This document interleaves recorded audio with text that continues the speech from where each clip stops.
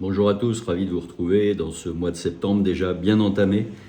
Et on avait hâte de voir comment se passerait la rentrée en matière de marché immobilier, de marché du logement dans l'ouest parisien et en particulier à Rueil-Malmaison où nous exerçons bien entendu. Alors premier constat, depuis 9 mois presque, il y a bien eu un marché du logement à Rueil.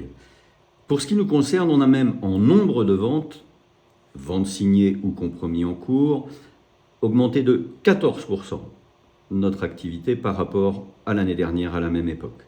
Alors bien sûr, je m'en suis expliqué dans une vidéo précédente, on n'a pas vendu la même nature, la même typologie de biens cette année, mais je pense que c'est un élément important à souligner.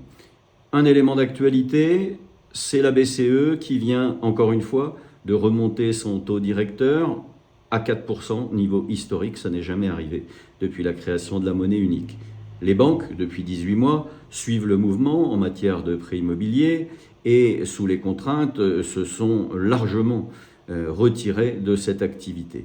Et la bonne nouvelle, c'est que dans ce contexte d'aujourd'hui, les banques retrouvent de la marge, donc des marges de manœuvre, et nous constatons, depuis cette rentrée de septembre, 2 ou 3 banques particulièrement dynamiques pour revenir sur ce marché des prêts immobiliers et peut-être même prendre des parts de marché.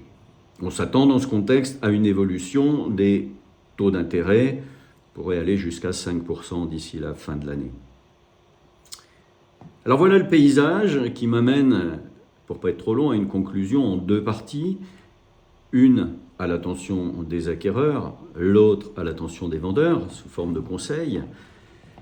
Acquéreurs, retournez voir votre banquier, faites le point, actualisez sur vos capacités d'emprunt et donc plus largement sur votre budget pour votre projet immobilier.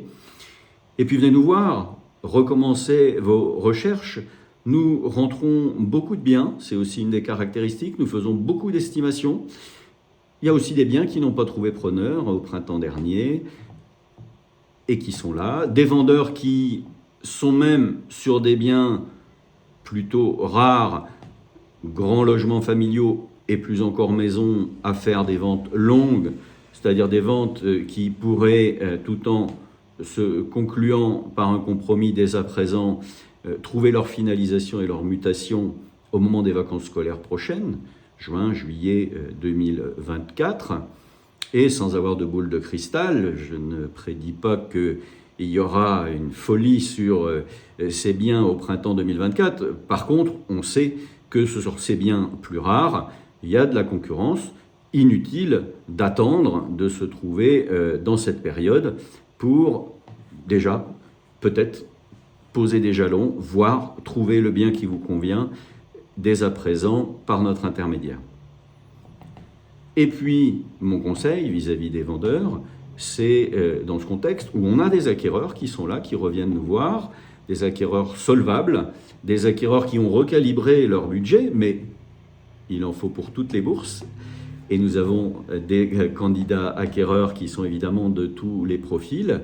Eh bien, il est aussi temps de estimer ou réévaluer votre estimation, ne perdez pas de temps, de définir avec vous une stratégie de commercialisation et peut-être même déjà vous mettre en contact avec des candidats acquéreurs qui, pour certains, sont dans nos fichiers, sont en recherche depuis 6 mois, depuis 1 an, voire même plus sur certains produits, et qui sont prêts aujourd'hui à conclure quand ils vont trouver le bien qui leur convient, à condition, bien entendu, que l'on soit au juste prix.